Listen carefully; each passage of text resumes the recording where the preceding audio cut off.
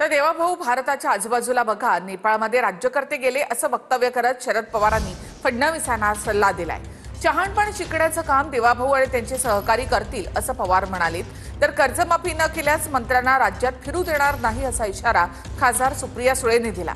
आज नाशिकमध्ये शरद पवारांच्या राष्ट्रवादीचा जनआक्रोश मोर्चा निघाला, यावर भाजपनं सुद्धा उत्तर दिलंय।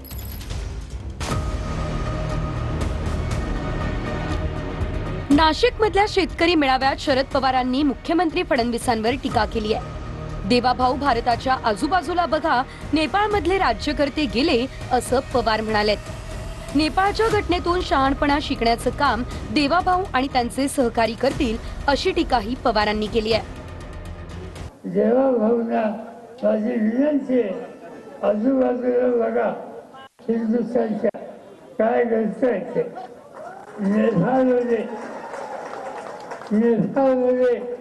गेल्या 8 दिवसात काय घडले, राज्यकर्ते गेले, एक भगिनी आली, तिच्या हातात राज्य दिले गेले, आणखीन काय झालं मी त्याच्या फळा जाऊ इच्छित नाही।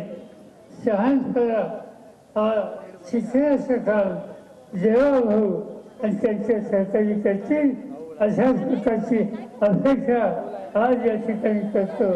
शेतकऱ्यांबद्दल कळवळा दाखवल्याबद्दल आपले आभार, पण त्याच वेळेला आपण कृषी मंत्री असताना काय केलं आणि राज्यात 55,000हून अधिक शेतकरी आत्महत्या का झाल्या हेही सांगितलं असतं तर बरं झालं असतं।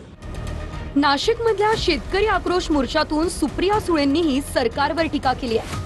कर्जमाफी न केल्यास मंत्र्यांना राज्यात फिरू देणार नाही असं सुळे म्हणाल्यात। यावर सरकारच्या वतीनं बावनकुळेंनी प्रत्युत्तर दिलंय। आम्ही 8 खासदार तुमच्या वतीने कृषी मंत्र्यांना भेटू, माननीय प्रधानमंत्र्यांना भेटू आणि देशातल्या अन्न खाद्य सगळ्या मंत्र्यांना भेटू आणि तुम्हाला न्याय मिळाल्याशिवाय आम्ही स्वस्थ बसणार नाही।